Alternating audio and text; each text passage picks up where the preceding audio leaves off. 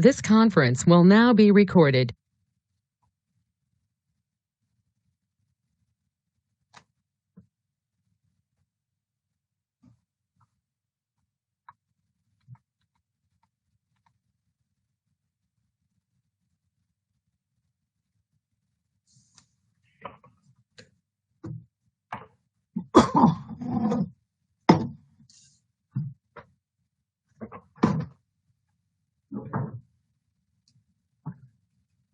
So Kate, besides Joseph and Alex, is everybody here? No, it's only Jan and you. So, and I know folks, so hopefully they're coming on shortly. Let me make you an organizer. There you go.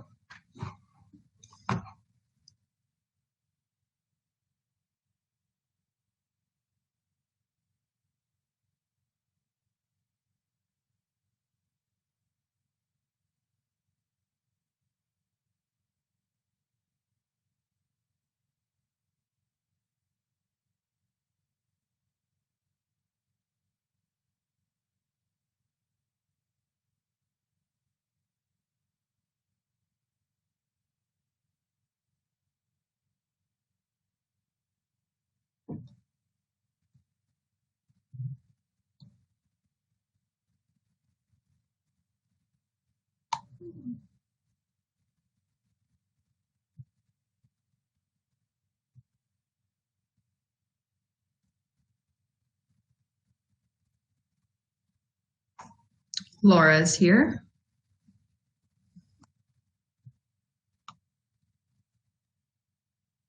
Yes, hi everyone. Welcome.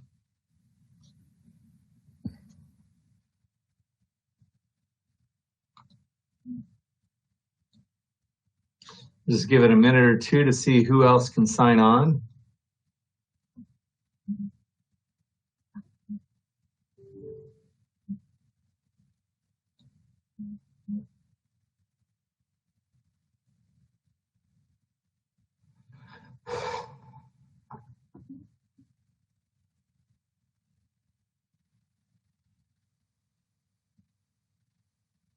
John is here.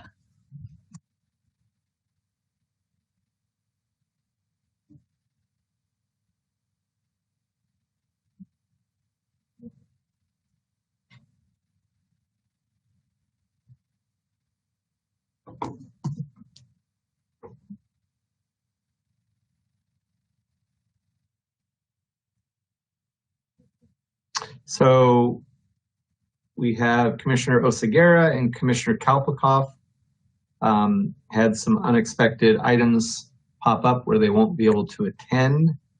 Right now, we're just waiting on Commissioner Valle and Commissioner Lapis. I'm going to give them a minute or so. Commissioner Lapis is here. So we're just Commissioner Valle missing.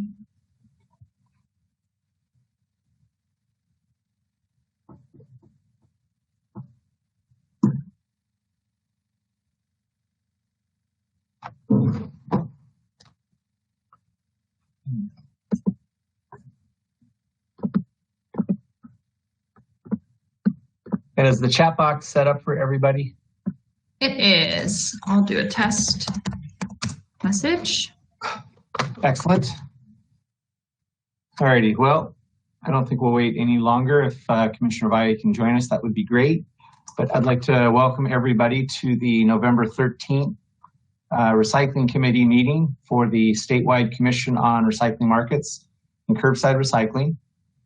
So I'll start off by calling roll for commissioners that are in attendance. Commissioner Bouchard. Present. Welcome. Commissioner Dell. Present. Good to see you. Commissioner Ferrante. Here. Commissioner Lapis. I am here. And we did receive notice from Commissioner Kalpikoff and Oseguera that they would not be able to be with us. And Commissioner Valle, we'll see if he signs on it at some point. Otherwise, we do have 5 in attendance, so we do have quorum. so we can move forward. Do we have any public comments on items not on the agenda? We do. We have 2 public comments received so far. And we'll start. One is from Dan Dominowski from Potential Industries. It is longer than 150 words, but it has been published. His comment is, a modern material recovery facility, MRF, sorts post-consumer commingled materials from residential sources that are kept separate from organics and MSW. Acceptable materials included in programs should include only those which are practical to sort with consistent markets. Materials which do not meet both of those objectives should not be included in residential recycling programs. Post-consumer MRF sorted materials should be high quality, which is often measured by 3 criteria: outthrows, prohibitives, and moisture. This comment is related to prohibitives, which are a type of contamination. Prohibitives are any materials that are not desirable or usable by the end user. Industry guidelines and user-specific criteria are used to determine at what levels prohibitives are acceptable, result in downgrade, or cause rejection. For many sorted grades, the acceptable level of prohibitives, excluding hazardous materials, is 1 to 2%. When amounts exceed that level, they either result in a downgrade, and that is when the comment ends. And again, that has been published and is accessible through the CalRecycle public portal. Comments. The second comment is from Shirley Farriks from Nevada County Waste Not Committee. I believe you are invited. Yeah. This one, I think we will have some time available. Can you continue on with Dan Dominowski's? Absolutely. Because I think it applies to the discussion today. Yeah. I'll start from that since I saw that. When amounts exceed that level, they either result in a downgrade, i.e. claim for compensation, or rejection. In most cases, a rejection results in an entire truck/container load of material being rejected, but in some cases, an entire shipment. All truck/container loads on one bill of lading is rejected. MRFs are not in the deconstruction business. We are in the sorting and marketing business. This means that MRFs do not dismantle or deconstruct materials. As such, the packaging and retail business should not combine multiple materials in one form of packaging. For example, applying wax or poly to paper or cardboard makes the entire package unusable. The recent development of replacing plastic padded shipping envelopes with paper is a step in the right direction, but the question remains of how much percentage by weight the white non-recyclable padding is in relation to the brown recyclable craft fiber. If the product is going to be included in residential recycling programs, then the prohibitive material, white non-recyclable padding, should be less than 2% by weight of the shipping envelope itself. If there are other prohibitive materials attached to the craft paper, such as a sticky flap enclosure glue or adhesive back label, then the combined weight of all prohibitives should be less than 2%. That's his comment. The second comment is from Shirley Farriks from Nevada County Waste Not Committee. I believe you have invited Amazon to the next meeting. Good. I want to suggest you invite Safeway to a meeting. I went there to see what they are doing about plastic bag ban. They are doing it and do have one plastic film box for recovery without a sign. Needs a big sign. But the bag, they charge 10 cents for days. It can be recycled 125 times and is recyclable. Since I do not shop there, I was blown away with every aisle was filled with a plethora of stuff in all kinds of plastic containers. I have pictures for those who also do not shop there, but at small conscious co-ops like our Briar Patch. Their sustainability officer is doing an excellent job at transitioning. They would be a good test case for the markets and what they will need to do about changing packaging. Thank you. Again, those have been published, and that is all the comments at this time. Okay, real good. For Dan Dominowski and Potential Industries, I know they're one of Southern California's largest curbside processors. They do some of the major cities down there, so that input is definitely helpful.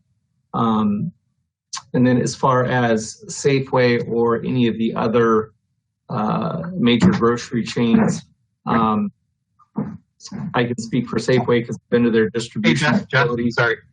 Can I cut you off for a second? I actually think we're not supposed to be responding to these because they weren't agendized. Okay. All right. Then we'll move forward. Sorry. Okay. No, actually, on the contrary, Nick, if I recall our previous conversations, CalRecycle staff chime in, but we can comment on the public comment, but we can't talk about it as an agenda item. Am I correct? I believe in previous meetings, folks have, you're not supposed to respond to the comments in this section. So it's what kind of your interpretation of respond, I would turn you back to our favorite manual in the world, the Bagley Cleaning Guideline. So that's what I can say about that, Commissioner Valle. Yeah. Okay, and I'll just recognize Commissioner Valle is in attendance. So Commissioner Lapis, thank you for the clarification and catch me on comments. So with no other additional comments, I'd like to move on to item number 3 as a review of potential meeting notes from the last meeting, seeing if anybody's had a chance to review them, see if there's any corrections, comments, or additions that need to be made. If you do, let me know. Seeing none, can I get a motion to approve?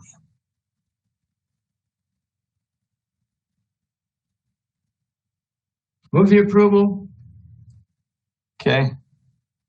And a second? Can I second it? Or is everybody's off? I'll second it. So all those in favor of approving the meeting notes from the last one, thumbs up.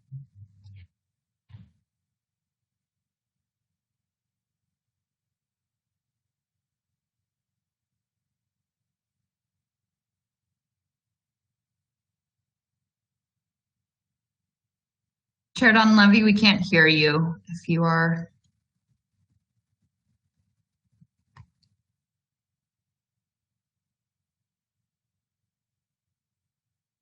I don't think he can hear us. Let me send a message. Hey.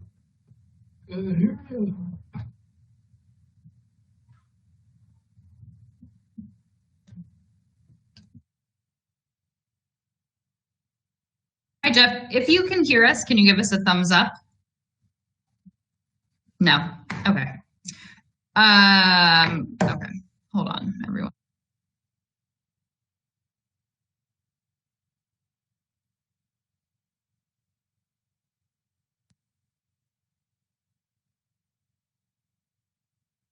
I've sent Jeff. Hopefully he can call in. Just call in information on the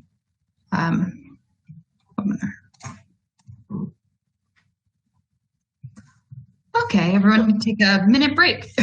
Yeah, I told him to go back out and come back in again. Reboot.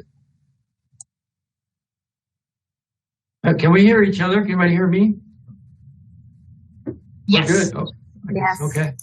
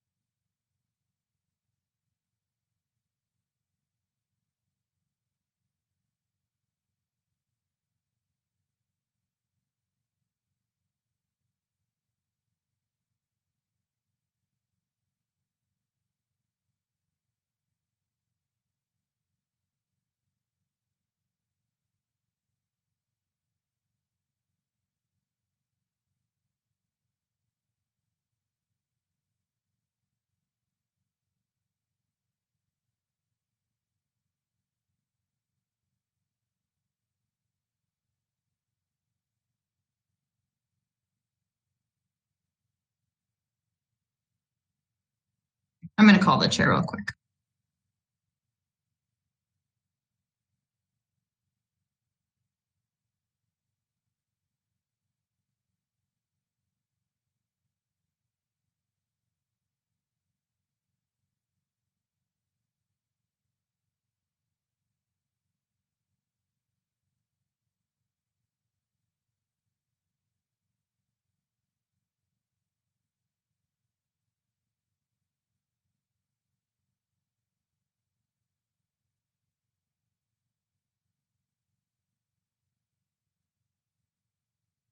Chair Donlevy is going to try to jump off and come back on real quick. Sometimes that works.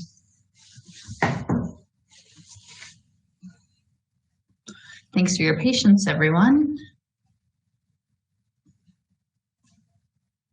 Still on schedule.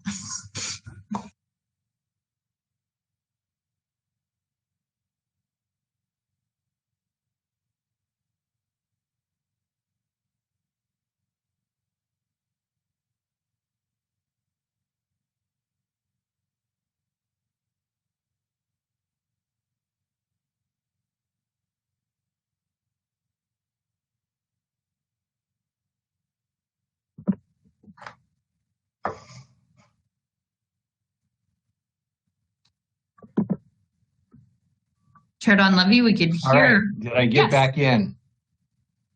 Perfect. Can you hear me? Can anybody hear me at this point? Yes. Okay. Yes? Excellent. Yes. Good to see and hear everybody again. So I just signed off. I did not touch anything. All right. Apologize for the technical difficulty, but I was saying with today's meeting, we'll probably be a little bit short, but we do have some speakers today that have some really good information that they're going to share with us regarding e-commerce packaging and what they're doing to reduce waste and increase the recyclability of the material that they're sending us every day. So first up, I'd like to introduce the group from Amazon. Is it Kathleen or Terry? Who's going to take the lead on this? Hey, this is Kayla. I'll be speaking today. Kayla? Yep. So I cannot hear Kayla at this point. Can you hear me, Jeff? Oh my. Okay. I'm going to send him the call-in information and we'll try that again. Kayla, we can hear you fine if you. Kayla, we can hear you fine if you want to start, or I guess we could wait for Jeff. Okay, I'll take guidance from you all if we should wait or get started. Call your call. You can start and we can make sure Jeff sees this later also. So. Okay. All right. Great. Well, first, just want to thank you all for the opportunity to speak today. Excited to speak to the Commission about the progress we've made on reducing packaging waste and the new packaging innovations that we have coming down the road. So I guess just to start off with some introduction, my name's Kayla Fenton and I work on Amazon's customer packaging experience team. We are one of the many teams at Amazon driving sustainability as part of our broader commitment to the climate pledge. We're a team of packaging engineers, research scientists, operations specialists, data analysts, just to name a few of the roles. And each day we're working to reduce packaging waste and improve our CX at the same time. I personally have a BA in urban and regional planning, a Master of Business Administration, and a Master of Science in Energy and Natural Resources. I worked with Amazon for about 3 years, but actually started my career working in state and local government, supporting policy committees actually very similar to this, but up in Oregon. So just getting to Amazon, I think what's important to note is that when we are making decisions, we've really grounded those in science. And science tells us that we have a really limited window to make some unprecedented headway on the journey to net zero in the next 2 decades, with really actions over the next decade playing a really significant role in the journey to stay below 1.5 degrees Celsius of global temperature rise. In response to this, in 2019, Amazon co-founded the Climate Pledge, which is a commitment to be net zero carbon across our full business by 2040, which is 10 years ahead of the Paris Agreement. And the Climate Pledge requires sort of 3 core pillars that Amazon has agreed to as sort of a founding member, but that many other companies have joined into as well since we first deployed this. And those fall into sort of 3 main categories. The first is to measure and report on greenhouse gas emissions on a regular basis, which we're now doing annually. The second is to actually implement, most importantly, decarbonization strategies that are in line with the Paris Agreement. And here we're looking for sort of real business changes that drive true reduction at the source in carbon emissions. And then lastly, where we're not able to completely eliminate emissions through those real business changes, then we would look to neutralize any remaining emissions with really quantifiable and permanent carbon offsets to reach that 2040 goal. So how we're doing it, there's a lot of work going into this at Amazon, and we're working across all of our employees, really across the industry, and even with other companies to find ways to get to net zero carbon, and reducing packaging waste is really at the center of that carbon reduction goal. Packaging innovation has been a part of what we do for a long time, and we're continuing to find innovative new ways to reduce waste and then the related carbon footprint that comes with that. We've made significant progress to cut packaging waste already, and we're going to keep doing it in the years to come. Some of our key programs that I'll talk about today make sure that we use as little material as possible, and that we're right-sizing our packaging to protect each customer's order. And these smaller and lighter packages mean that Amazon can pack more orders into each delivery. We can reduce the number of trips that we have to take to deliver those orders, which of course leads to less fuel burned. All of which, besides the material itself, contributes to minimizing our carbon footprint. Since 2015, we've reduced the weight of our outbound packaging by 33% per shipment, which has eliminated over 900,000 tons of packaging material, which is the equivalent of 1.6 billion shipping boxes. We've really been able to do this and continue to do this by adopting a few core principles to how we think about packaging and packaging waste. The first is kind of the North Star, which is where possible, we want to eliminate Amazon added packaging whenever possible to just avoid that extra step altogether. Where we do have to use packaging, we want to reduce the amount of packaging that's used as much as possible. And then finally, we want to increase recycling and access to it. Now, our fulfillment process, as you can imagine, has many steps to get from our warehouse to the customer's door. And if a product gets damaged along the way, it's bad for our customers and it's definitely bad for the environment. So all of our packaging reduction programs have the foundational tenet of protecting products in transit and making sure that that damage doesn't occur. So I'm going to jump into some examples that sort of illustrate some work that we're doing in each of these pillars. It's definitely not inclusive of all the work we're doing, but should give a good highlight. The first, under the theme of eliminating packaging, the frustration-free packaging program is one that's really been a core part of this effort. Over the last few years, we've really transformed our operations. We've partnered with manufacturers across the globe to reinvent product packaging to reduce waste. The frustration-free packaging started a decade ago, but we've been building on it ever since. And what this program does is it encourages manufacturers to package their products in easy-to-open packaging that's ready to ship in to customers without the need for an additional shipping box from Amazon. So it was designed really with the customer in mind because it makes it easier to liberate products from their packaging while also reducing waste in the process, which is of course good for the customer as well. I think what's really also interesting about the frustration-free packaging program is that it obviously reduces waste, but I think it also highlights how e-commerce actually creates a unique opportunity to eliminate some of that curb appeal waste that is inherent in selling products in a brick and mortar environment, where you really, using the packaging to actually sell the product to customers and sort of compete on the shelf. Because at Amazon, that activity is happening virtually. We don't have to we don't have to work with that type of material. It's really just not necessary. So I'm going to run through a few examples of FFP products that sort of highlight this program. The first, this is a top-selling facial hair trimmer from Philips Norelco. And unlike the traditional brick and mortar packaging, which you can see on the left, they've really designed this completely differently. There's no blister pack.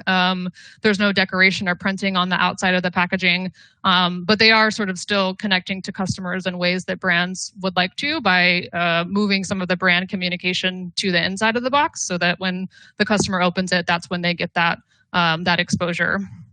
You can see that they've reduced the amount of packaging components significantly, and also reduce the volume of the package we ship to customers by nearly 80% or over 80%. And that really is driven by eliminating that Amazon overboxing and right sizing to the product itself.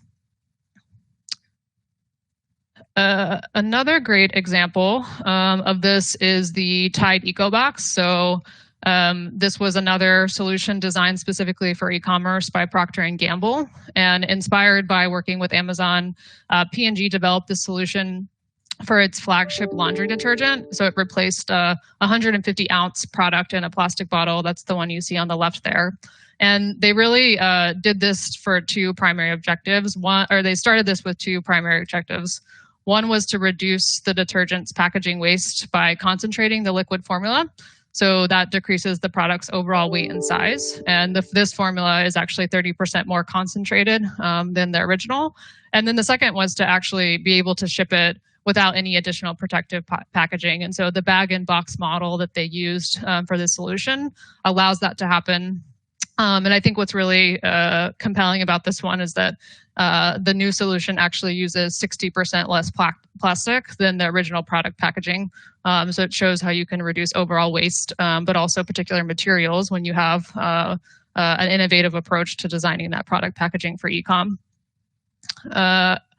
So one last example I want to show is in the toys product sector, which one is a real challenge. And we have this nice video that has Hasbro kind of telling this in their own words. So I'm going to give this a try. And we tested it earlier and it seemed to work. So we'll just somebody holler if you're not hearing it once it starts. I love toys. My favorite toy brand here at Hasbro is My Little Pony. I have a fantastic job. I get to play with toys. The first thing that everyone will always say, oh, it's so hard to get toys out of the packaging. Oh my Lord, I'm stuck. It's incredibly frustrating when you're sitting with a young child and you're trying to get in to open the package for them and all they want to do is play with it. Now I'm gonna actually have to undo all of this stuff. I feel like I'm on a journey. Just a tad frustrated. It only took a couple of minutes or longer. When Amazon first approached Hasbro about frustration-free packaging, it wasn't quite on our radar yet. They came to us about reinventing our packaging and our process around it. This is a frustration-free package. I simply open up my package, slide the insert out, unhook the cap, and there I have it. The core principles of frustration-free packaging is that it's first and foremost easy to open for customers. Designed to reduce waste, it's 100% recyclable, was developed with the customer in mind. Frustration-free packaging is when the consumer purchases it online, it arrives to them in that box without having to go in an extra Amazon box. So right there, we're cutting down on waste. We're allowed to shrink the footprint of the package quite a bit. Switching to frustration-free packaging, we can see a savings of up to 50% or more in material usage and in shipping volume. You feel great about it at the end. You've opened it up, you have less waste. It's much easier to grab that stuff and put it in your recycle bin and go. As a parent, as a packaging professional, I do care deeply about sustainability, and that's why I want to make packaging that generates less waste.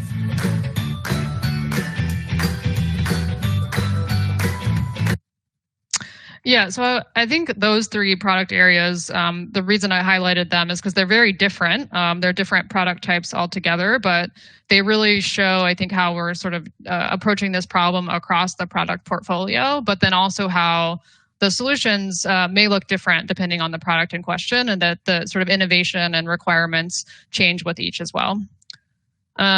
Okay, so then moving on to the second pillar that I discussed originally was the principle of reducing.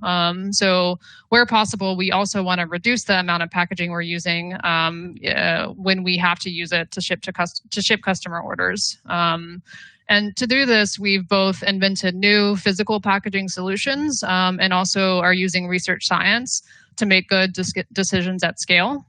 So for example, we use machine learning algorithms to help us make the smartest packaging choice for each customer order, and that means less unnecessary packaging shipped to the customer. It reduces the amount of waste our customers have to dispose of, but also provides downstream benefits in the transportation system by allowing us to use less truck space. And a big part of this is switching from bulky, larger cardboard boxes when they're not needed to protect the product to more flexible packaging solutions. Using these flexible packaging solutions reduces the amount of packaging weight and the space required to ship it by over 50%, which allows us to be more carbon efficient really across our supply chain. Now, when we do have to use a box because it's required to protect the product, we've spent a lot of time reducing the weight of those boxes to make them as light as possible, meaning less material is used on whole in their production. And we're also working to develop tools to make sure that we right size boxes and all packaging to the products within them. Generally, we have to sort of adopt a limited set of packaging suites because we only have so much space to control that. And so we've used computational modeling tools to identify what are those right sizes based on the products we're shipping, and we dynamically update those over time. We're also starting to use packaging equipment that actually sizes, it'll size your product using sensors and create a right size packaging really specific to that item, and that's a growing part of our process as well. So I think building on the theme of using flexible mailers, a key thing that we know is that reducing the weight and size of our packaging isn't the only opportunity to improve. We're working to move away from multi-material packaging options that are not recyclable through any streams, switching to both curbside and store drop-off solutions depending on the use case and what's available. And that's been an ongoing challenge because while all plastic bubble mailers are really readily available on the market today, versions made from paper that are curbside recyclable are significantly less common. We've started to address this gap by working with partners in the packaging industry to develop a curbside recyclable solution for customer orders. That's what you see here, and it's what we call our recyclable padded mailer. And then here you can kind of see a close-up of this. So for this particular solution, we partnered with Henkel to create an adhesive that, when heated, puffs up and acts like a spongy cushion. So that white cushioning material is actually a water-based adhesive, similar to what is used to adhere the different layers of a corrugate box. We're also worked with another packaging supplier, Georgia Pacific, to find a strong and lightweight paper that, together with this adhesive, allowed us to create a curbside recyclable version of the traditional multi-material padded mailer. Now, developing this mailer did not come without challenges, and we worked through these really over several years, and some of them we're still working through. The first iteration of the mailer really had problems that only surfaced when we first sent it to our Amazon fulfillment centers. And just for context, Amazon associates in our warehouse who pick, pack, ship customer orders are encouraged to speak up when they see something that could be improved. They quickly flagged a major difference between the new padded mailers and the old versions that they were used to using. The new mailers were stiffer, it made them harder to open, and definitely more time consuming to pack. So this feedback really forced our team to go back to the drawing board and focus on flexibility as a critical component of the mailer design, which, when you're dealing with paper, is a huge challenge. Paper is not inherently all that flexible until you get into really specialty grade papers. So we reworked the design, and that reworked design passed our lab test and ultimately got the thumbs up from our associates as well. Now we have shipped more than 200 million of these new mailers, reducing waste, saving fuel, and offering the same recyclability as Amazon's iconic box without taking up nearly as much space in our trucks and in a recycling bin. And so this product, which it sounds like you guys have heard about, and others have as well, is really a great example where what started out as a somewhat simple goal required quite a bit of innovation, partnership, and time to solve. And while we're excited with the progress we've made with this mailer, it's still, in the grand scheme of things, a very new solution to the industry. And so like all new innovations, it takes time to scale and to ensure it works in every process in our fulfillment centers that the package might encounter. So building on the theme of increasing recycling, we're also constantly exploring ways to make it easier for customers to recycle and dispose of their packaging. Certain parts of the country in the US actually don't even have access to basic curbside recycling. And so that's why Amazon has invested $10 million in the Closed Loop Fund, which is expanding the availability of curbside recycling to 3 million homes and communities across the US. And so far has diverted 1 million tons of recyclable material from landfill. In addition, we're looking inside of our own operations. So in 2019, we first piloted plastic film recycling at 4 of our fulfillment centers. And in doing this, we've developed some technology and processes to sort different grades of flexible film within those buildings as well.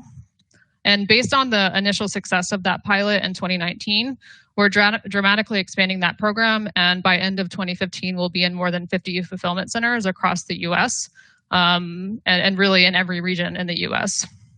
So the pilot is actually great because it's helping us with circularity as well, given that actually some of that plastic that we're collecting from our warehouses is going to go back into our shipping packaging. So on that theme, we are working to increase the recycled content in our plastic packaging as well. And so by the end of next year, we'll have more than doubled the amount of recycled material used in our plastic packaging. And as I mentioned, some of that will actually be made from stretch film from our own FCs, which is a great circular model that we're really excited about.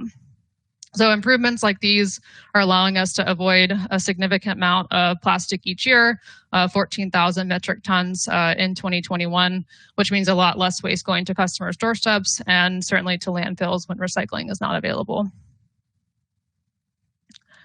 We also continue to recognize the importance of communication in the recycling industry.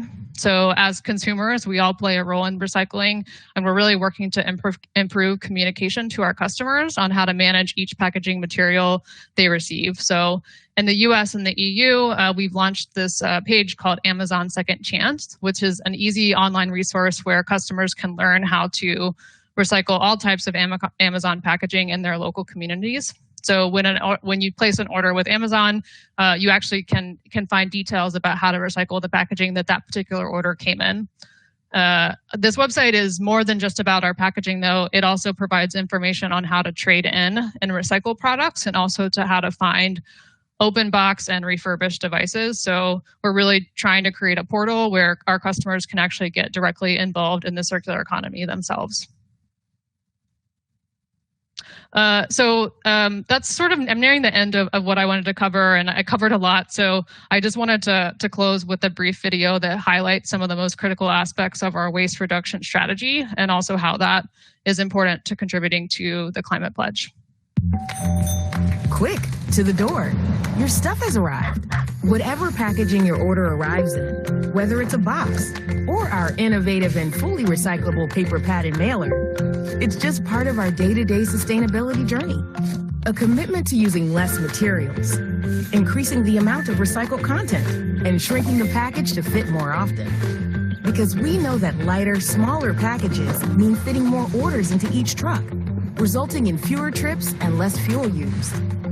We're investing in a fleet of electric delivery vehicles, and along with our growing number of renewable energy projects, we're becoming more energy efficient every day. These are just some of the actions we're taking to become entirely net zero carbon by 2040. A promise we made when co-founding the Climate Pledge. We are all in on this promise, one delivery at a time. Great. So I hope these examples provided at least some insight into how we're thinking about embedding sustainability packaging in both our business and sharing those with others as we grow. We will continue to use a range of methods that eliminate and reduce packaging while also increasing recycling. And we're happy to continue that work. So I guess now I think I have time for a few questions, so I can take a few questions if you have them. All right, Kayla, thank you very much. I mean, that was a lot of great information. I'm sure we'll have a couple of questions from the commissioners. One of the slides referenced that you've reduced waste 900,000 tons. Is that over the last 5 years, or? Yeah, that's the cumulative impact of our packaging waste reduction efforts over the last 5 years. Okay. So with that, if I'm doing my math, it looks like you're still putting out about 350 to 400,000 tons a year of material. Does Amazon have any take-back programs where you're delivering it to the homes or the businesses? Are you participating in any programs where you actually start doing the collection and take that back to your facilities? Yeah, so I think we do have that available in some of our brick and mortar locations where you're able to recycle. For example, if you pick up a package from an Amazon locker facility, in many cases we have recycling available right there where you can actually just sort of recycle it at the same time. When it comes to picking up from customers' homes, we're always exploring ways to make it easier for customers to recycle. It's one of the reasons why we invested in the closed loop fund. But we also recognize that using local municipality recycling system is really the right way to do that efficiently. And so where possible, we want to make sure that we're bolstering those systems as opposed to creating secondary systems that do the same thing. Okay. With the municipal collection programs, have you had any discussion with the haulers and what the impact has been through the expansion of e-commerce packaging? Because I'll say 10, 15 years ago, the collection trucks were probably averaging 8 to 10 tons per load. But as there was less newspaper in the stream and more boxes, the capacity of the trucks and what they've been hauling has been reduced. And some of the people that I've talked to in the hauling group, they've indicated that the overwhelming amount is packaging, and a lot of it's coming from the e-commerce. So there's been an increase in collection costs caused by all this e-commerce material. So any discussions with some of the major hauling companies, what the impact is and what Amazon could do to help with those increased costs? Yeah, it's definitely, we have an ongoing dialogue with many major haulers to make sure that we're sharing information about new innovations that we're introducing and also just overall understanding the state of the industry and their challenges. I think it's one of the reasons why we've really thought about actually reducing packaging material as sort of a key tenet to our work stream.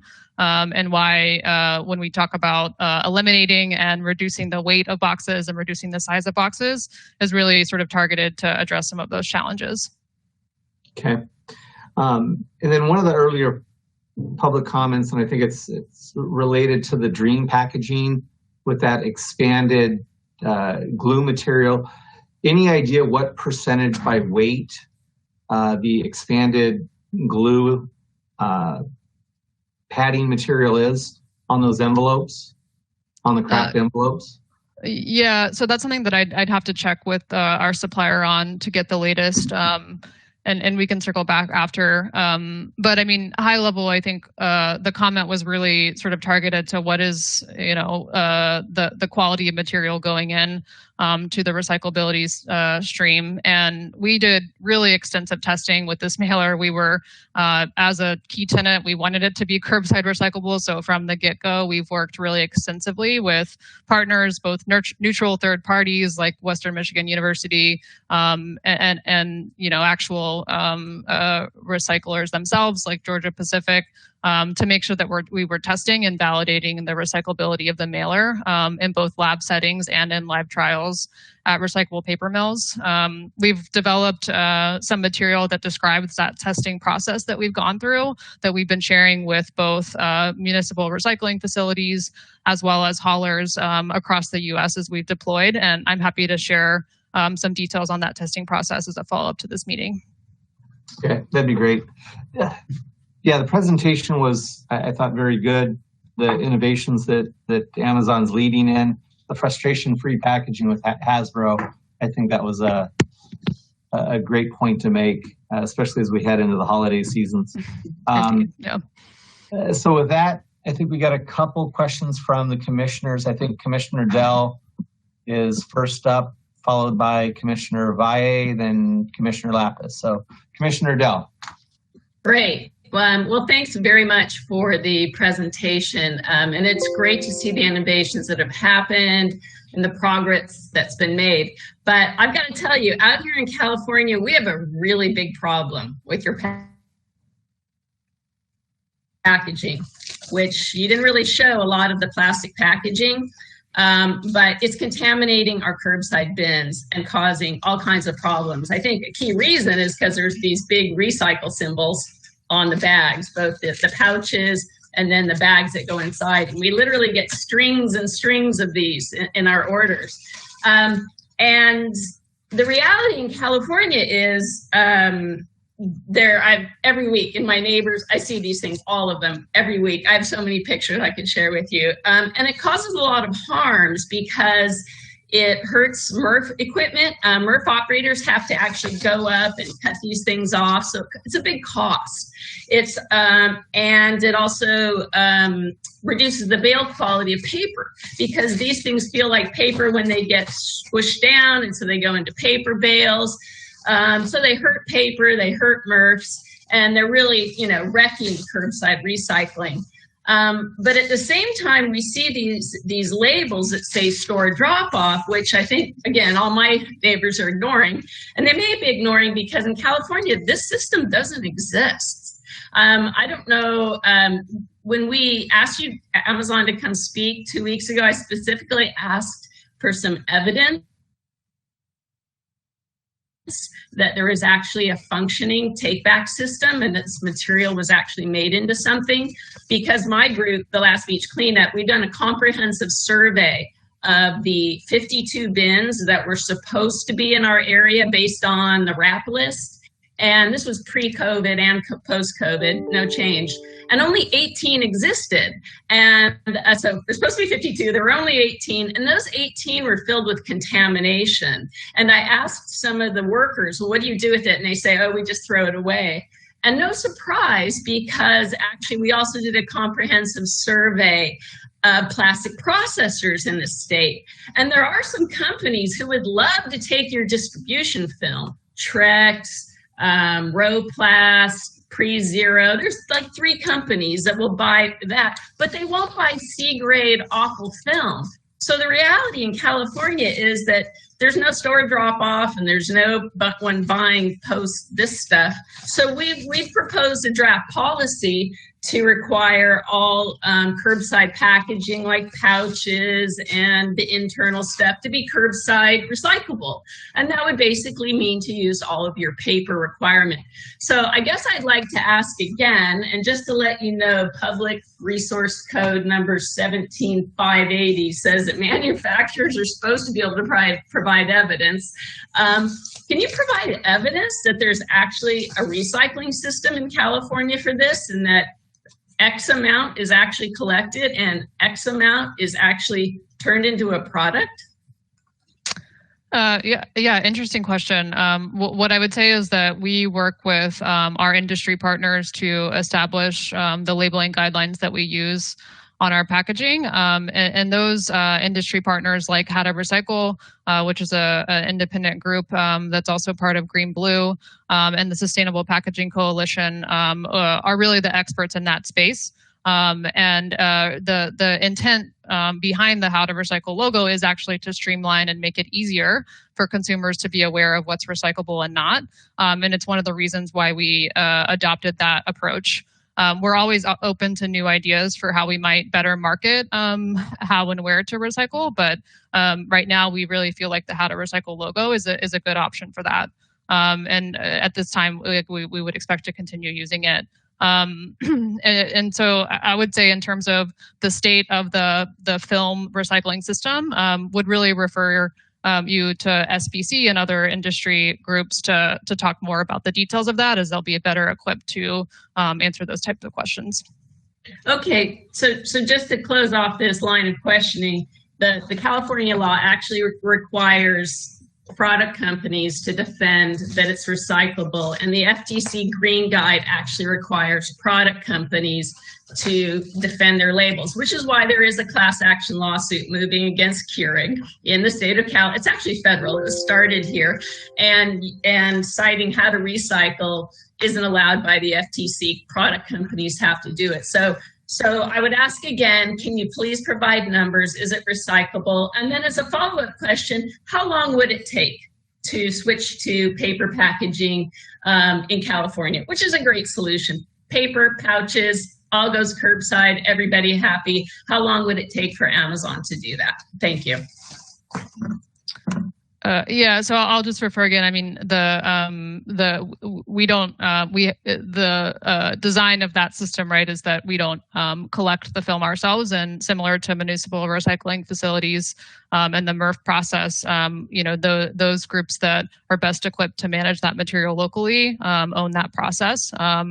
We do have really high confidence that store drop-off is a solution that is available in California, and our own facilities in California, like our 4-star stores and others, have that as an option as well.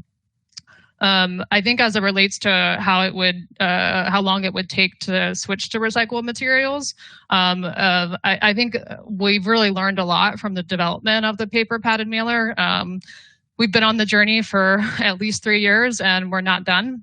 We think it's going to take a lot longer to get it right into a place where it would work in all of our systems. It's hard to put a date to that, but it's definitely not a 1 or 2 year solution. This is something that's going to take multiple years to get to.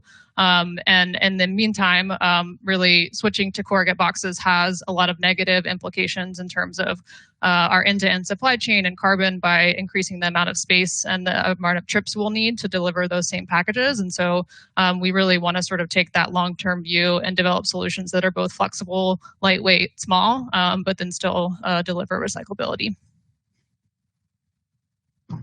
Okay, good. That was helpful. Commissioner Valle. Thank you.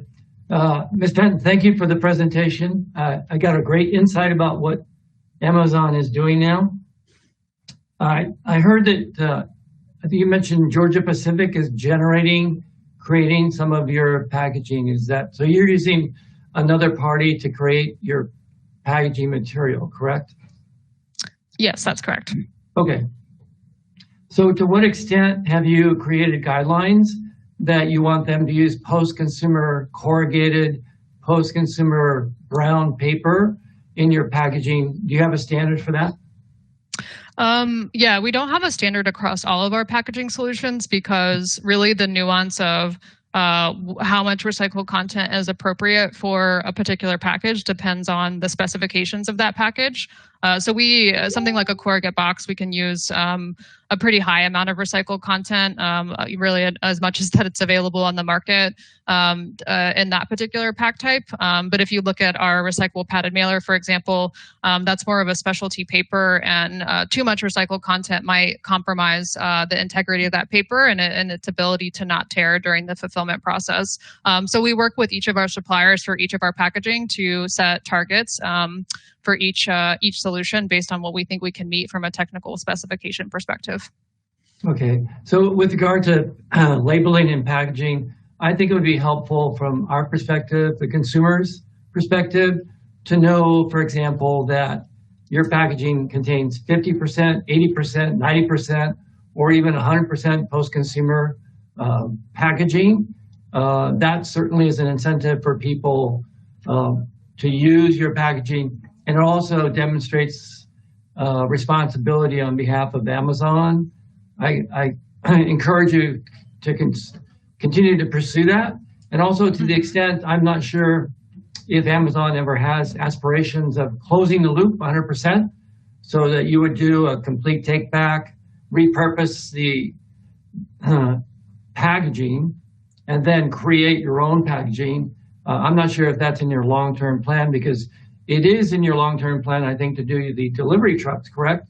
You control those, the fuels that you use, and now you're going to move to, I'm assuming, electric-powered vehicles eventually? Yeah, that's correct. I think certainly there's a lot of opportunity if we think forward about Amazon as a logistics company and what the opportunities might be in that space. It's an option that we're always considering, and to the extent that we can ever create a system that is more efficient than existing municipal recycling systems, it's something that we might get into. But really appreciate the comment on recycled content. It's something that you're correct, has not been consistent across our pack types in terms of communicating that, but it is something that we know, and I just got to convince our designers that it has a place on those packaging materials. Yeah, so to the extent that the commission can help with that process, I think one of our recommendations that we should seriously consider is imposing that kind of recommendation on all packaging companies doing business in the state of California. Thank you. Thanks. Commissioner Valle, thank you for those questions and thoughts. Definitely explore that a little bit more. Commissioner Lapis. Thank you so much for this presentation. I'm so glad you were able to join us. Is my audio? Yeah, it's working, right? Yep. So I would like to know a little bit more about the paper pouch. I think you called it the Dream. That's the first time I heard it called that. I like it, but we just call it the recyclable padded mailer.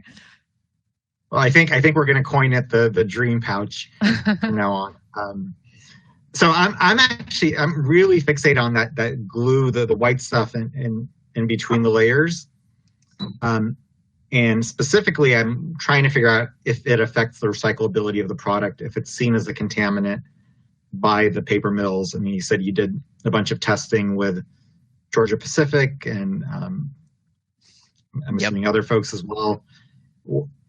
Do you have any more information on that in terms of, if a broker is buying bales of paper, bales of, I don't know if it would end up in the OCC bale or mixed paper or what from Murph, is that if it were all 100% those paper packages, would all of that white filler count as a contaminant or not?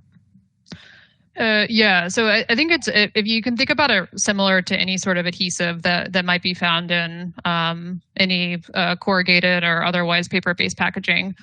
So it is a contaminant, but because the sort of nature of the material is that it has really low density, and so it floats, and it's very easy to skim and pull out of that process. And so our testing did focus on that quite a bit, right? Like, what is the repulpability? And we found that, more than 96% of the fibers are reclaimed during the process for this mailer, and that the adhesive does not flow through as a contaminant at a rate that would impact any paper quality, especially when you consider at what load you would expect to see those mailers in the market.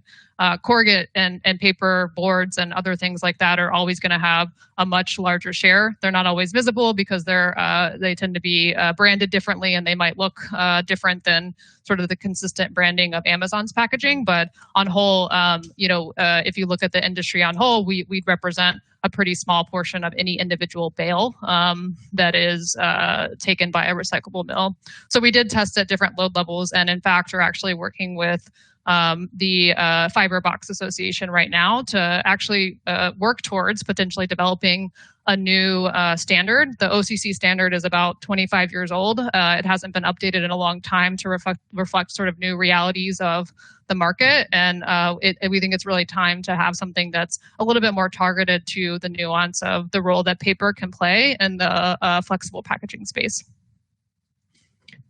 So just to dig in a little bit more, so you would assume that this would end up in an OCC bale?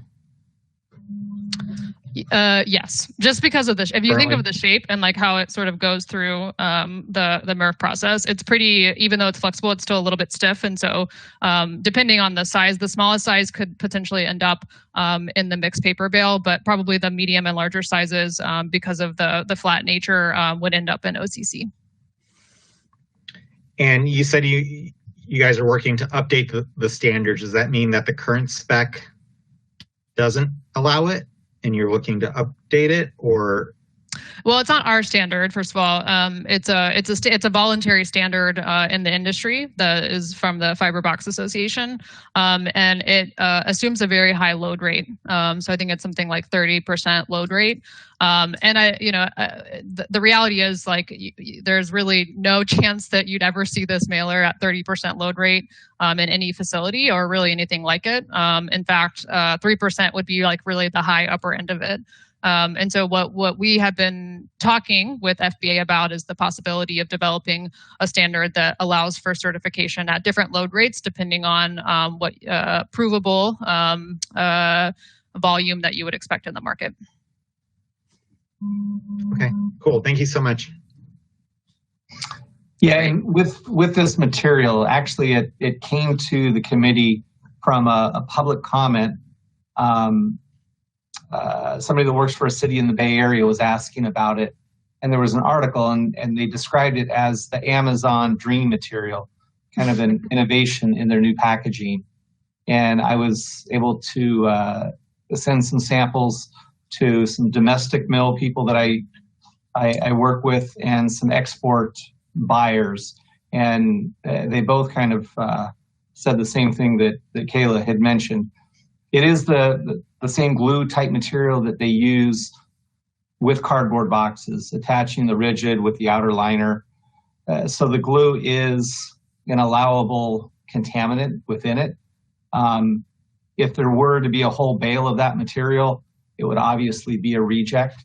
But if it's mixed in at a normal ratio, similar to a 12-pack holder or a 24-pack, if it's mixed in at a normal ratio, it can go to a brown grade mill, and they would accept it without problems.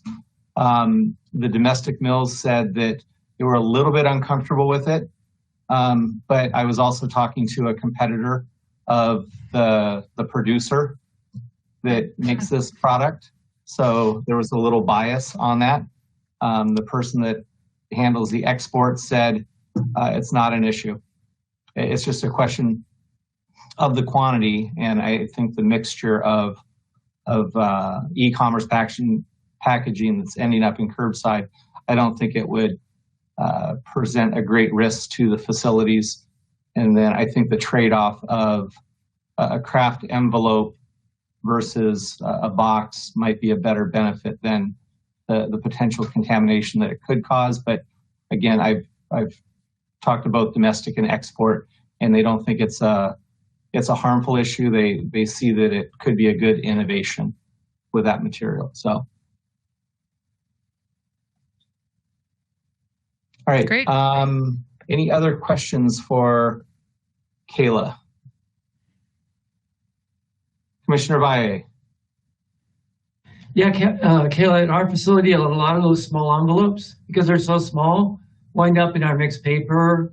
And so we're allowed a certain percentage of brown in our mixed paper, and that's where most of those envelopes wind up. It's not been a major problem for us as long as there's no plastic in them. That's when we get into problems. Yeah. Yep, that was our goal, no plastic, and that's what we were able to achieve with that one.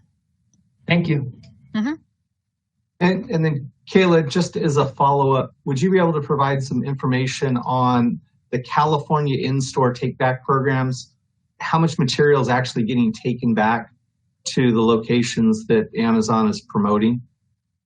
Yep, sure thing. We'll what take material, that as well. how much is going on an annual basis, and where the markets for that material is? Is it ending up as a A-grade plastic, and is it being used at a domestic recycling facility, or where's the end market for those materials that are going back to the stores? Yeah, sure. I think we'd be happy to work with our industry partners on a response to that. Okay, that'd be good. Kayla, thank you very much. Where are you based out of? Are you? I'm based out of Seattle. Very good. So here on the West Coast with you all. Okay. Very good. Well, thank you Thanks for the time. participating. And Yeah, I'll of course. forward your email to the rest of the commissioners, and if there's any follow-up, they could address them to you. Okay, sounds good. Thank you. Okay. All right, looks like we're doing okay on schedule, maybe a couple minutes behind. So we now have our next presenter. I think it's Terry Gill from Sealed Air, and they're going to talk about some more e-commerce packaging. Thank you. I'm just about to share my screen.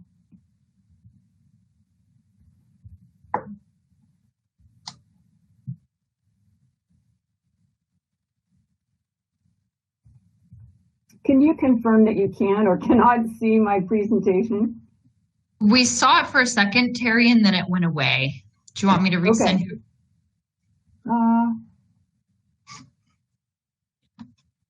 Let me resend the presenter request. Maybe that will. Well, actually, you have it. Okay. Let me go into slide mode and we'll see if it continues to work. Okay.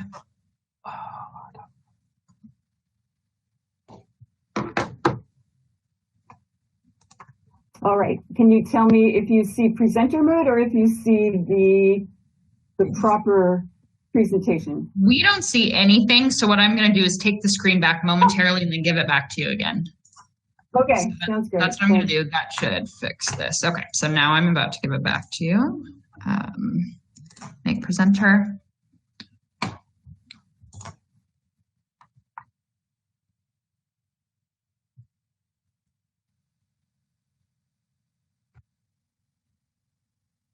Yeah, I think I'm almost there. Hang on.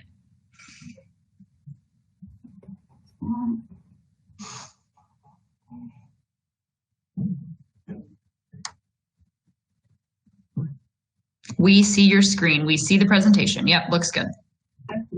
Good. Thank you. And thank you for the opportunity. There are two of us that are going to present today. I'm with Sealed Air Corporation, and Laura Thompson is going to present also because there are some developments with industry that I think you'll be interested in learning about. I'm having trouble advancing, so give me a minute here. Okay. So I'm a Californian. I'm a fourth generation Californian. I'm really proud of living in a state that's progressive, that takes climate change seriously and is taking action to do something about it. And I really admire you for being part of this commission, and I appreciate the work that you're doing as a Californian, as somebody who's concerned about sustainability. I think the challenge that we have in California is that we're not dealing with just recycling. We're dealing with some really serious climate-related disasters, from the mud flows and floods that happened in Montecito and Santa Barbara to the devastating fires we saw this year. We all experienced terrible air quality for weeks on end. And from a personal note, my husband and I established a 30-acre organic orchard in 1990, and we built our house. Here's our orchard and our house burning in August of this year. Fortunately, we weren't living there anymore. But it is devastating. And I really think that as we consider solutions to problems, that we also consider the impact on the climate and on the bigger picture of Californians' responsibility to climate change. So one of the questions that was asked of me was to try to figure out and try to report to you how much of our product ends up in California, both from a tonnage perspective and from a financial perspective, and how much of it is collected and how much of it is processed. And I tried really hard to get that information, but the reality is that we have such a complex distribution channel that I can't come up with the numbers. And even though we have two manufacturing plants in California, one in Madera and one in City of Industry, everything that we make there doesn't end up in California. It gets distributed through distributors. And products that are made elsewhere in the world end up in California. So I'm sorry, I just can't deliver your request. What I can say, though, is we do know that on a global basis, and we're a global company, that $558 million worth of sales go into e-commerce. So it is a large part of our business, but it's not our only business. We also produce both paper and plastic. So we are in the business of protecting products. In the case of our discussion today, we're focused on e-commerce, but we also do a lot of packaging to preserve food and improve food security and food quality. But in the case of e-commerce, we understand the benefits of air-filled plastic film. We understand the benefits of envelopes, preferably single material envelopes. And we also know when it's appropriate to use paper. So it's really important to us that we can talk about both. And I'll give you an example. You can think about items of high risk for damage. One, if you think about somebody who's ordered household cleaning products through e-commerce, and in that box are detergents, bleach, cleaners, etc. For the safety of the people involved in the logistics program, you want to have that be contained in a plastic bag of some sort. So if there's damage, if that breaks, if it leaks through the box, you aren't going to damage somebody involved in logistics. There are also situations like really heavy pet food, for instance, that gets ordered through e-commerce. It's perfectly reasonable to assume that that could easily go into a paper-only package and arrive without damage. Another item is when you think about something that's being shipped that could potentially be exposed to weather on somebody's front porch, it might be better that that be in a plastic envelope. So there are reasons for everything, and it's not just an easy choice. I'll talk in a minute about the kind of testing that's done. But the other thing I want to point out about sealed air is that we have a mission, and the part of the mission that I want you to really be aware of is we've pledged that 50% of our packaging will use recycled content by 2025. And of that, 60% will be post-consumer recycled content. We right now are having a serious problem getting enough recycled material to use in our plastic products. It's just not available. And we need it, and we want it, and we want to be sure that materials don't get cut off from the stream so that we can eventually meet this pledge of using recycled content. And we are in favor of mandates for recycled content in both paper and plastic materials. I said that, we do both paper and plastic, and we really specialize in understanding how to create the smallest, lightest weight, optimal package for every product. We have test laboratories across the country that follow ISTA and ASTM test methodologies for all of the ways in which a product could be damaged. When we subject a product to this sort of testing, our objective is to avoid that gray circle on the left, because if you don't have enough packaging, you potentially risk damage. And there's also no point in using more than necessary packaging because it's just costing more and it's putting more material into the recycling stream or the waste stream that's not doing any benefit. So we're always looking for that perfect fit, and it's a very sophisticated set of tests that we go through when we're asked to provide optimal packaging. We also know that there's one heck of a problem with film in the stream. This is a picture of a MRF, and I've been there when I've watched people having to climb up onto these gears and either use blow torches or knives to get the plastic and wire and rope out of these gears. And then Commissioner Dell's picture from her presentation is something that we all have seen. We have plastic film contaminating our recycling. And I think that it's really important that we as Californians come up with solutions, but I think we need to be sure that we understand the root cause of the problem before we suggest a solution. So here's an interesting study that was done by the Recycling Partnership. They primarily were looking at the West Coast. And what they found is that Californians recycle. We recycle more than people in Oregon and Washington. We also have a higher percentage of contamination.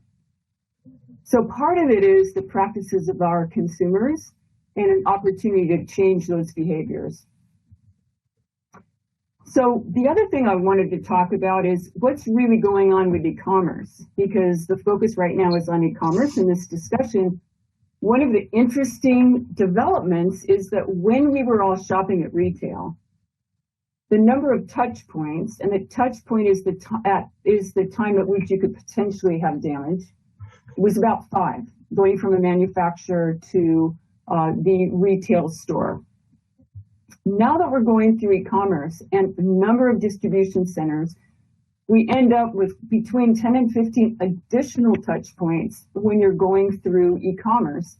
And what we've learned is that most of the damage happens in the last mile. And so this is where we really have to be sure when we do all that packaging testing, we're making sure now that we're protecting the package, not just the way we used to from manufacturing to retail, but protecting that package through the potential 20 touch points until it gets to a consumer. There's a new study that is going to be released in December that could give you some more data on life cycle assessment and case studies in e-commerce. There are a number of other studies, and if you want additional materials on this, let me know. One of the studies that I think is important to consider is, in general, there is a greater carbon footprint from the product itself than from the packaging. And it can be 10 times, and it can be as much as 350 times. And it's really important that we don't sacrifice the performance of the packaging in order to make it recyclable, when in fact we may cause more damage to the product itself. And in California, we have some big goals around climate change and greenhouse gas emissions. We certainly don't want to reverse the progress that we have made or made it worse. There's also a study by TrueCost that looked at plastics and sustainability, and it looks at alternatives to plastic, and it also looks at some benefits and some improvements in the way plastic can be used. Nonetheless, the net conclusion is that we really do need to look carefully at the environmental impact. One study recently looked at e-commerce and tried to figure out where's the damage coming from and why are people returning. And what they discovered is that the largest reason that people return e-commerce purchases is product damage. So it's important that we reduce that as much as possible. But 5 billion pounds of returned goods end up in landfill, because often it's less expensive to put it in landfill than it is to replace it or take it back. And just if you look at per capita, in California, that's 600 million pounds of material going to landfill because of returns and damage. One of the things that Sealed Air is doing is really trying to enable a circular economy. So we want to be sure that the materials that we make, whether it's paper or film, can truly participate in the circular economy. So we've actually done some proof of principle testing in the UK. What you see on the left is a collection point at a grocery store called Tesco, a chain of retailers at Tesco. And consumers were asked to bring their packaging back to the store. And in this case, it was okay to bring back even food contaminated packaging.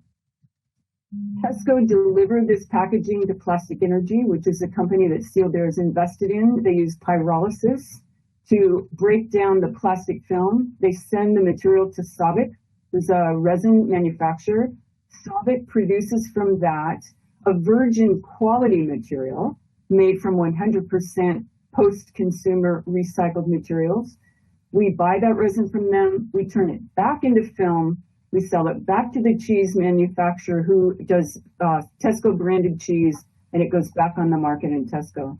So we know that the recycling circularity is possible. We just need to continue to expand this. And in Europe, they are looking at more retailers as well as more products going through this circular process. The other thing I want to be sure that we consider is that because a number of companies got together to try to figure out how to solve this problem of film contamination in MRFs. This was called a Material Recovery for the Future. In Pennsylvania, they were able to prove that they could take film that was in curbside recycling, recover it, and create bales that had value. The work continues under in partnership with the Recycling Partnership, because the objective truly is to create a circular economy that really is workable at the fundamental level at MRFs and at processing. And in order to do that, we, at least as a company at Sealed Air, but an awful lot of other plastic manufacturers in our space work closely with the Association of Plastic Recyclers. We actually do testing of all of our products against the guidelines to be sure that if we call something recyclable, it truly does meet the requirements of the APR guidance. And finally, industry right now, and probably for the last year or two, has been collaborating to try to help propose funding mechanisms. We know it's not enough. It's not appropriate for us to put products on the market and then expect taxpayers to bear the burden of creating a circular economy that we want to see. We need to participate as an industry in the solution. And the funding is intended to go towards research and development, investment in capital equipment so that MRFs and processors have what they need to be able to sort and separate and achieve the greatest value in the products that they sell. The sortation infrastructure needs to be invested in and to continue to be developed to manage and work with the increasingly complex materials that are being used to protect packages. And then we really need to continue to invest in advanced recycling technologies so that as packaging becomes more complex, we can truly break it down and turn it back into high quality, including food grade packaging so that we can use it again. So it's really important that, and I think it's an opportunity for California to take a look at the various steps that would be necessary to set up a robust industry in California to employ people and allow California to be a leader in advanced recycling and truly creating an infrastructure.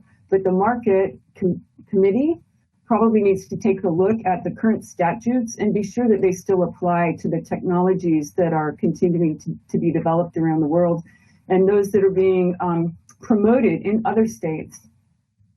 One of the other things that's really important is that we have a variety of funding mechanisms, but one of them is particularly interesting because it combines a methodology of funding with a certification that the products that are being used are truly certified recycled. So at this point, I'm going to turn this over to Laura, who can talk about the recycled material standard. All right, and from a timing standpoint, Laura, if we can maybe go 5 more minutes and then open it up to some questions. Sure, no worries. I literally just have 2 slides. This will be really quick. So just very quickly, I'm Laura Thompson, here representing Green Blue today to talk about the recycled material standard. Appreciate the opportunity. At a very high level, our primary objective here really is to advance the use of recycled materials. I'm sure you're very familiar with lots of different legislative mechanisms for trying to create funding for collection and sortation, but we're very focused on the actual use and consumption of recycled materials. At a high level, the standard it's super comprehensive. It has a lot of moving pieces. At its core, we're developing a chain of custody certification as that assurance mechanism that if somebody says there's recycled material in it, you know how it was defined, you know how it was measured, and those claims are audited by a third party. We've also created a new innovation that I'll touch on just again at a high level because of time, but it's meant to be a new innovative investment mechanism modeled very much after the same way you've seen carbon offsets or renewable energy certificates work. So if we go to the next slide, I'll go into a little bit more detail, and then I think Terry has one more slide, and then we can take questions.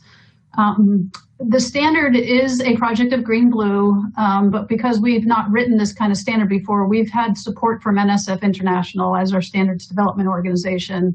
As you'll see on the right-hand side, we literally just published the slide for public comment this past Monday. So the standard is available. You can download it, look at it. It's about a 60-page document, very much modeled after other chain of custody standards like the Forest Stewardship Council standard for certified forest fiber and other reputable standards like that. So we're writing the standard. Supply chain members like Sealed Air and others would follow the standard, and then a third party would be the auditor against are they actually following the rules. We started, as the name implies, to try to address all types of materials that are commonly used in packaging, but because of the urgency around ocean plastics and ocean debris, our members really wanted us to focus on plastic first. So we wrote a broad material module that has sort of the nuts and bolts of how chain of custody work, And then we focused specifically on plastics. And Sealed Air was actually one of the field testers as part of our a phase of work that we did before going to public comment. And they also actually serve on the advisory committee. And all of that's on our website to see who else has been involved. The standard does have what you would think of as the traditional average content claim. If you mix materials together and it's got X% content, you make that type of claim. We are also introducing what's commonly referred to as a mass balance allocation. And this is a type of claim it uses a different accounting system for where the company procures materials and then allocates it to different product groups. And again, this is not a new concept. It's been used in lots of different standards for different products, like, you know, the paper industry, like I said, FSC uses mass balance. And so we are introducing that into the recycled materials standard. The last piece is the most innovative. What I mentioned before, sort of modeled after renewable energy certificates. We were very much inspired by the Green E standard, if you're familiar with that. That's the voluntary standard that was developed actually up in San Francisco by the Center for Resource Solutions. It's a voluntary trading mechanism where supply chain members really targeted at the brands. If they're having difficulty finding materials that meet their needs, you often hear that, especially with food packaging, that it's hard to use recycled content in certain applications. This allows them to at least help by funding recycling infrastructure. And so, again, because of time, I won't go into the mechanism, but if you can envision how offsets or certificates are traded, this is a mechanism much like that would provide funding for expanding recycling capacity. And much like those other systems, to make it credible, again, it's an audited system. It has a registry to keep track of things and make sure there's no double counting. And it has what we often refer to as additionality criteria around. It has to be new. It has to meet, you know, a robust set of standards and be audited. And so it really is targeting expansion of recycling infrastructure paid for on a voluntary basis by supply chain participants. And with that, I will be here to answer questions. But again, the standard is available for download, and I'd be happy to answer as many questions as you like, either today or in a follow-up. Okay, thank you. That was a lot of information. With the products that you guys are producing, and you know, thank you for looking into what was recycled, but it doesn't sound like you could get that information. If there were to be a producer responsibility where the producers were responsible for taking back their material, how would you do that? Because it sounds like you want to put a lot of effort into developing programs and infrastructures or processes for other people to do it. But if you as the producer had to do it, how would you take the responsibility for taking your material back so it got recycled? And then the next question I have is, we've had a lot of discussion about advanced recycling techniques or technology. Who would pay for it? Yeah, so first of all, I think that we have a fairly robust collection system in California. These are mostly private industries, but some public industries. But does your organization have the ability to take it back instead of putting the burden onto the municipal collection operations? We have, what we're trying to do is create demand so that when the resin is available, we will take it back. The idea being that if there's a big enough demand, then it will make financial sense and there will be an appropriate return on investment for the entire supply chain to make the investments. But on top of that, as industry, we're putting together proposals for contributing those funds so that there will be shared responsibility on a financial level for all parts of the system. Okay. And then how about the costs for advanced recycling technologies? Who would pay for that? Oh, industry and municipalities. It would be shared responsibility by those who are choosing to use the package and put it on the market, and industry who participates in buying the resulting material. And those are the kinds of proposals that industry is working on right now. And I would guess that you'll start seeing some of those proposals being public over the next 3 to 6 months. Okay. I think I have a couple other questions from commissioners. Commissioner Dell, I think you're first up. Yeah, great. Interesting to hear the presentation. So a couple things, I've heard about that MRF of the future, but I saw the key result of that project was that there was no one buying the film.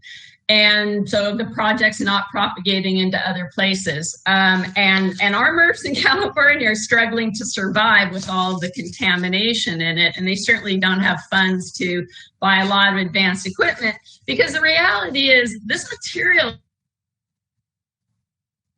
when it's post-consumer, it's worthless. Recyclemorebags.org published on their website in 2018 that hundreds of millions of plastic bags and films were collected and disposed because there's no more buyers, and fortunately, we're not shipping it to foreign countries anymore. So the reality is, yes, as you pointed out, unfortunately, as Recycling Partnership pointed out, 52% of Californians think that it is okay to put this bag in a recycle bin. So what I'd like to ask you is, can you please take off the recycle symbols?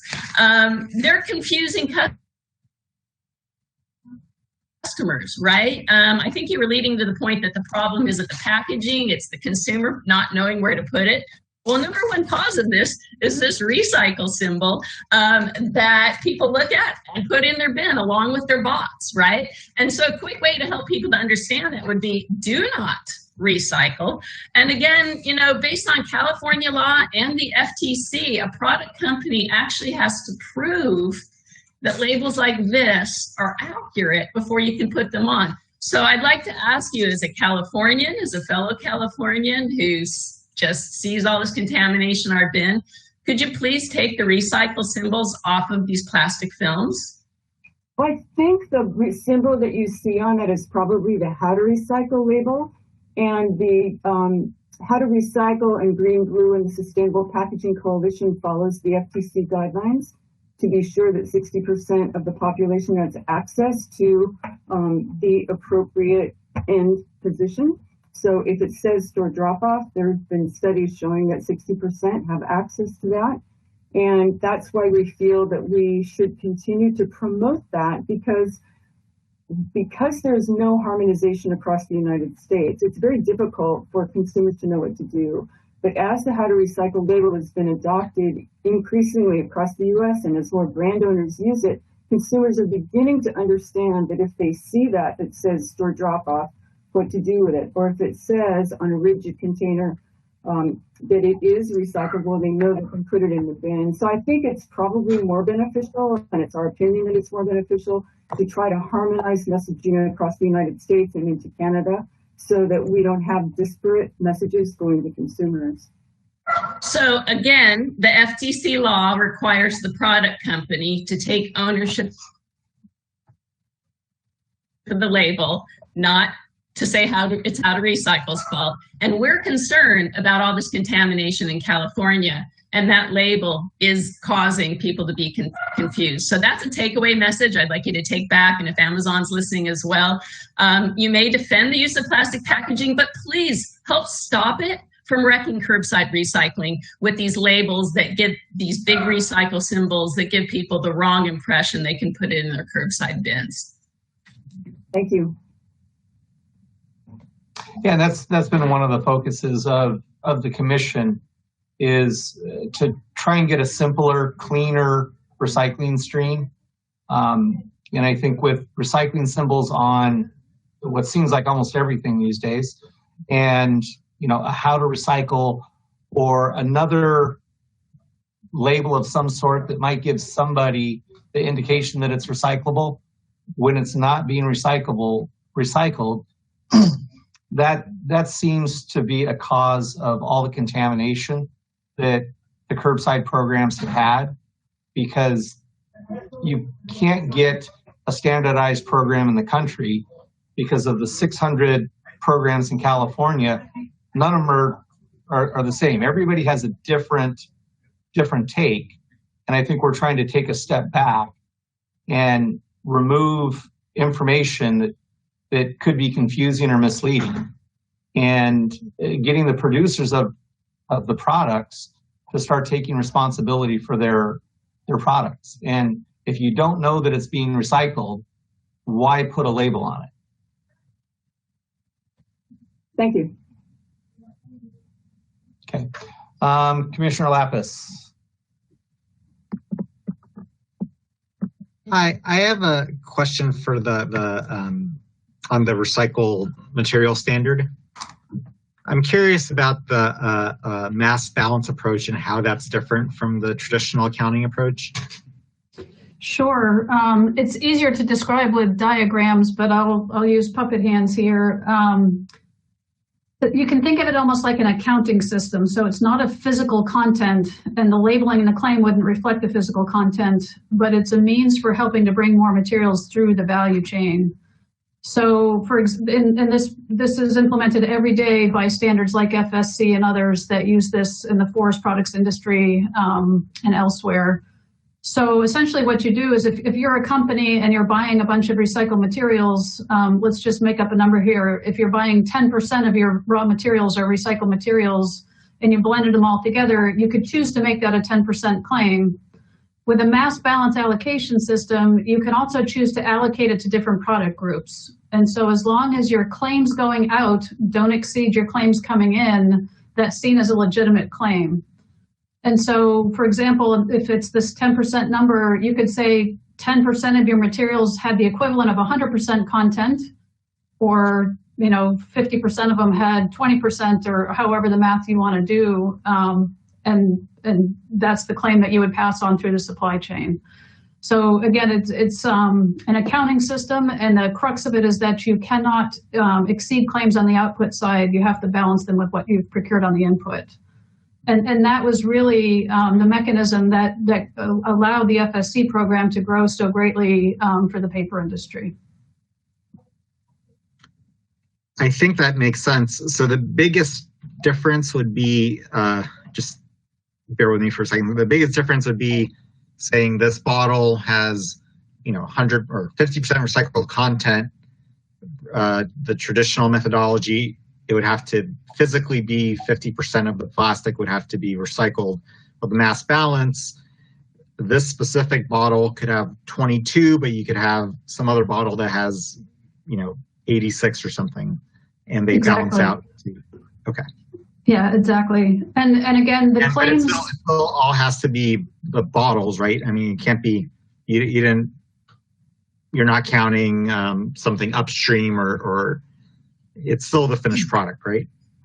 Absolutely. So, and this is where the devil's in the details with the standards around making sure you account for losses, that the product groups make sense, that you can't consume, say, polyethylene and make a claim on polyester. So the material types have to match as you're doing your accounting and that supports the rigor of the claims, that it has to make sense that you're consuming the materials you're making claims about. And again, just to be super clear, we're testing the claims with consumers. It will not likely reveal a percentage claim when you do mass balance, because we anticipate that consumers might not understand that. So the claim will be something more generic, like supporting recycling or supporting the use of recycled materials, as opposed to a percent content claim, which could conceivably be seen as deceptive. And so for that mass balance calculation, is all that data then public, or is it only visible to the certifier? It would be surely visible to the certifier, and there will be certain levels of transparency that we'll create through a certificate database as to what types of claims producers are making, and then they'll have some choices with labeling and options. We're working to create transparency and support some of the tracking mechanisms that you're seeing through initiatives like the Plastics Pact. And that's very new here in the US, but so they're still establishing their tracking methodology and so forth, but we hope to be able to use some of our reporting to help support some of their efforts. Great, thank you so much. Okay, Commissioner Lapis, thanks for the question. With the mass balance and the certificates, it almost sounds like you're looking at an average, which would be misleading on some products, where you're saying that the mass balance is 25% post-consumer content, when the actual bottle that someone might buy is only 10%. So wouldn't that be misleading or greenwashing that product? And you're using the advantage of, if I'm a producer of beverages, I could say that all of my containers are 50% post-consumer content because I have such a high amount of aluminum cans. Yet all my plastic is virgin. So wouldn't I be misleading everybody on all my plastic containers? Yeah, I mean, your point is one that comes up a lot, and it's why I said it's easier to sort of show this with some diagrams, but and it's also why I keep emphasizing there would not be a percentage claim on the bottle if you use mass balance. It won't say 25% because you don't have 25% in there. We are seeing in Europe that that's being accepted, but we don't think that'll pass muster with the Federal Trade Commission green guides. And so it's likely more of a corporate type of marketing statement that I have a goal to use this much material. And that's where mass balance can support those types of claims, that I set a goal that 30% of my supply chain will consume these materials, and the mass balance really helps against those types of claims. It may not be as helpful for on-pack labeling, whereas the percent content's a much more straightforward, understandable claim by consumers.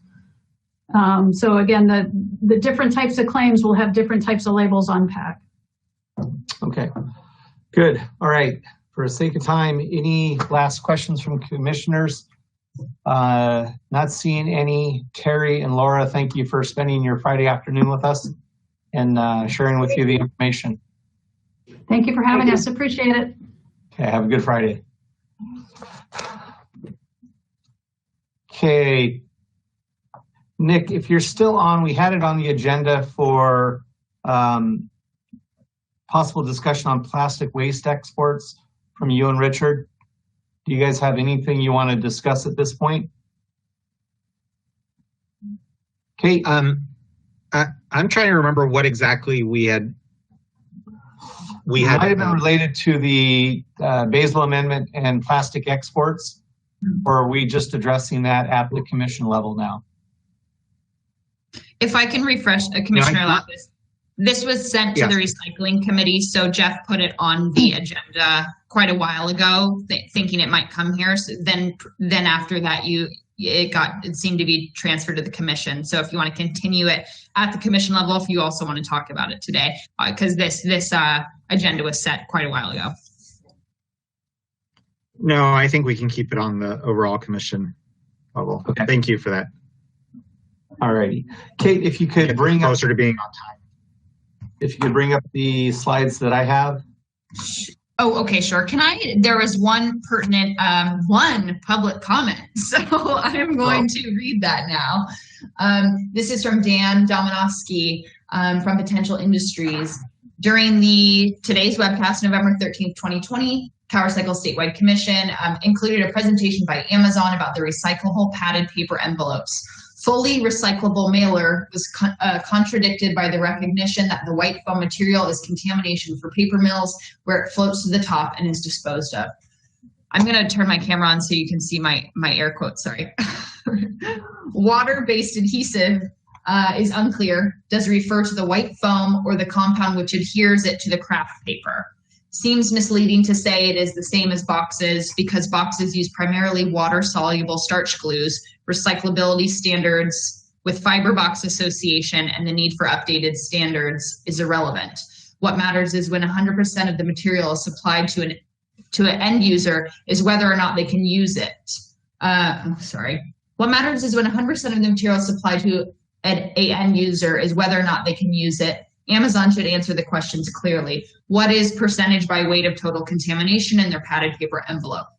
Finally, all recyclable packaging materials must not rely on dilution with other materials to be usable by end users. Creating a product with high levels of contamination that is not in and of itself usable is not recyclable.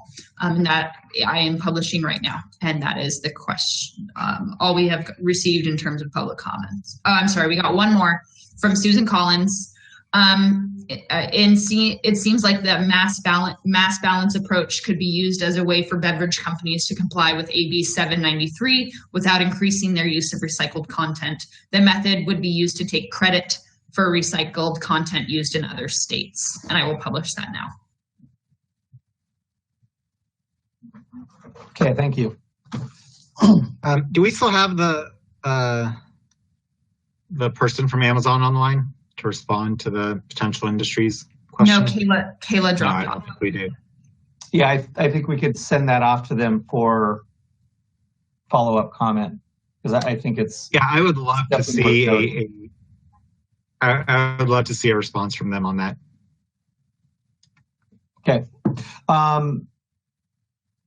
So we'll move on to item 7, kind of data review and requests.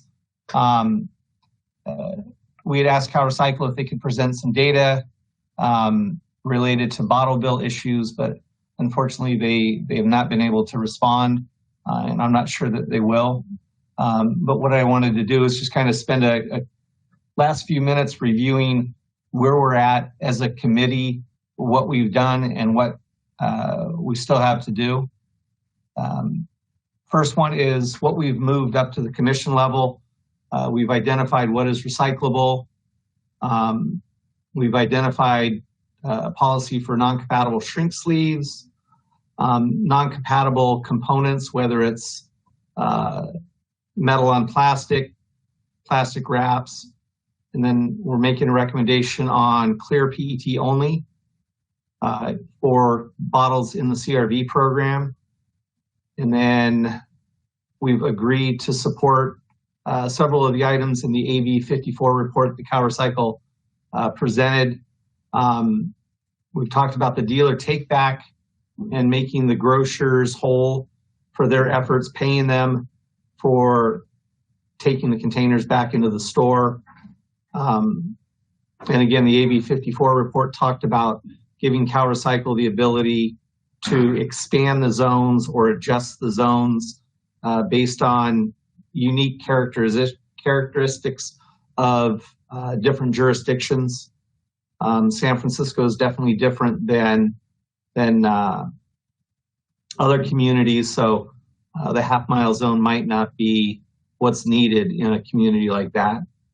And then as far as the AB 54 report, we're supporting what CalRecycle has written in there, but I don't think we have any additional actions. Any comments on these before we move forward? Commissioner Dell? No? Okay. And then Kate, the next slide.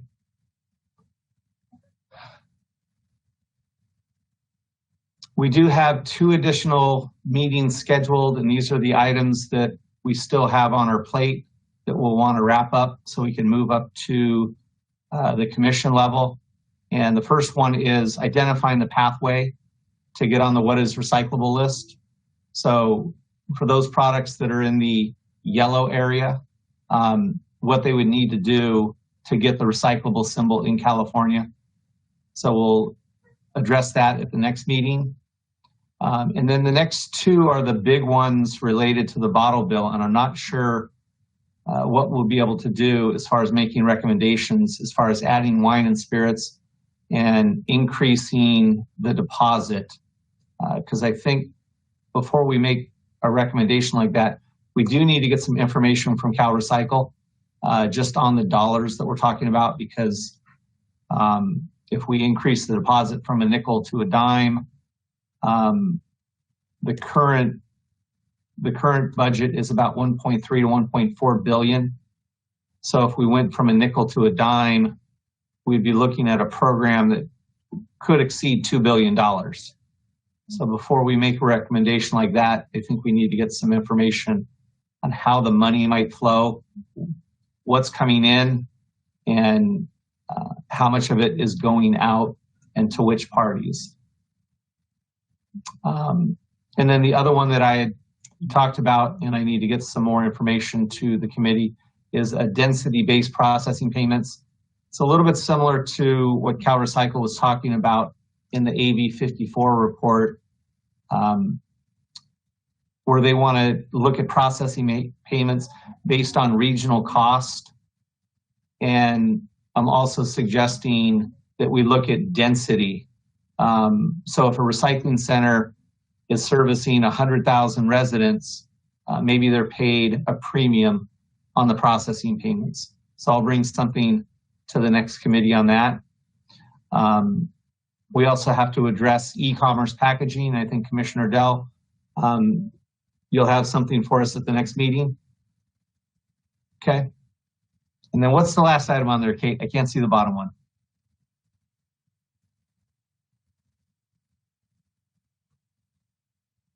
What's the last item that I have on?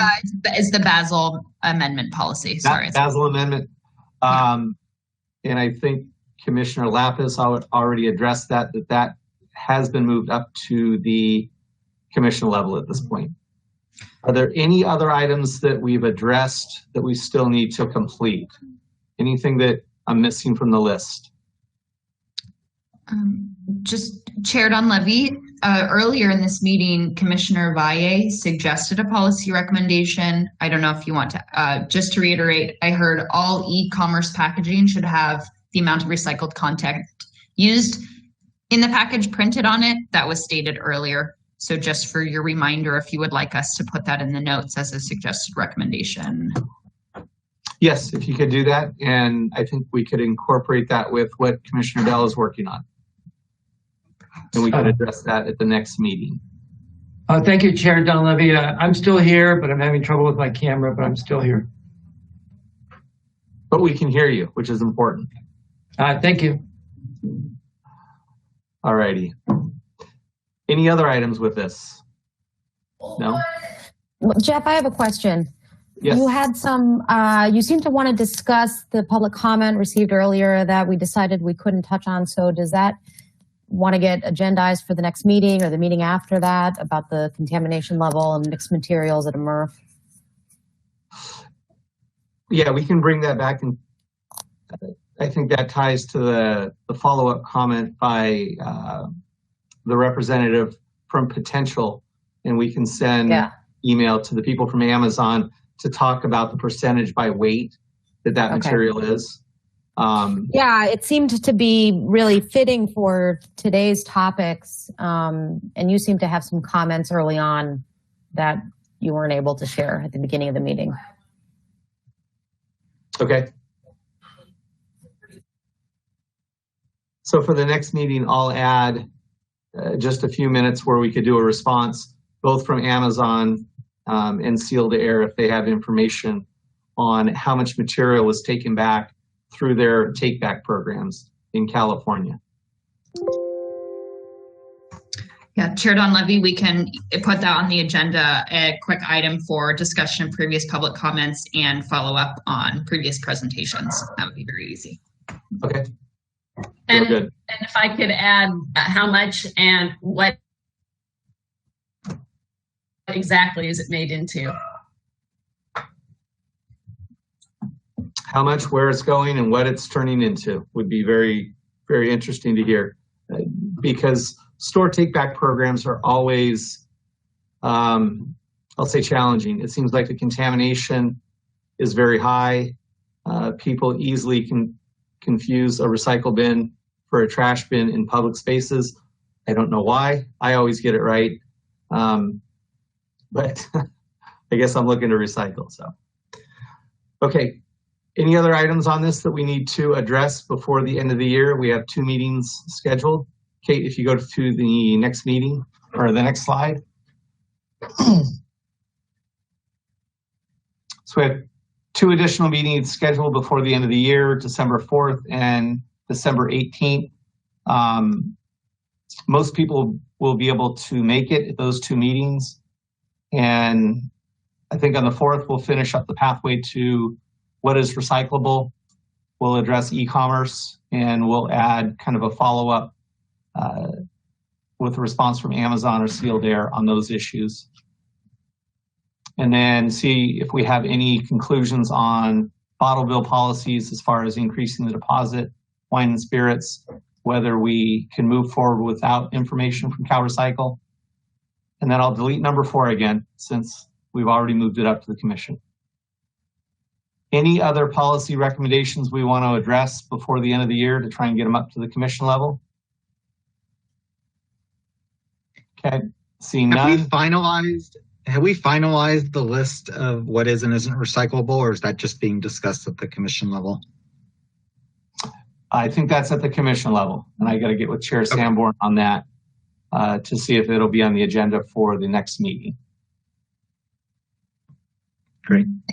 And sorry, to clarify, Commissioner Dell, your question was previously Chair Dunleavy was requesting that Amazon provide some information on California in-store take-back programs, including how much is getting returned through these programs on an annual basis and where the end markets are. Was that also what your comment was just referring to now on follow-up? Yes. Okay. Yes. Proof is required by California 17580 that there is an existing material take back and then what is actually manufactured into. Okay, good. We just want to capture it perfectly in the notes. Thank you. All right, any other items before we conclude today's meeting? Okay, seeing none. Just a note, last night I was on the meeting for the Humboldt Solid Waste Management Authority. We spent about 2 hours talking about their problem with the entire Humboldt County. I think it's 130,000 people, 1,200 square miles, and all of their recycling centers have closed except for one that's all the way up in the mountains. And all those people want to recycle, but all their recycling centers have closed. And the unfortunate realization that the bottle bill in CalRecycle is not in a position where they can help them. And the cost of recycling up there is much greater than what the scrap value pays for or the subsidies. So they don't have a solution. So they're looking at sending a letter, hopefully with some recommended solutions, and they're looking to the committee, seeing what we could do to help. But I think they're in the same boat as most of the other underserved areas throughout the state. So hopefully we can get some policy recommendations, and then during the legislative session starting in January, there could be some comprehensive reform to the bottle bill to help communities like Humboldt County. So with that, thank you. Jeff, before we sign off, I just heard that the December 4th meeting is not listed on the website. Can we make sure it's double checked, please? Absolutely. I'll get that up. Yes, I will get that up this afternoon. Thank you. Okay. Commissioner Valle, thank you. So with that, thank you very much for your attendance and participation. Have a good weekend, everybody. Thank you. Bye.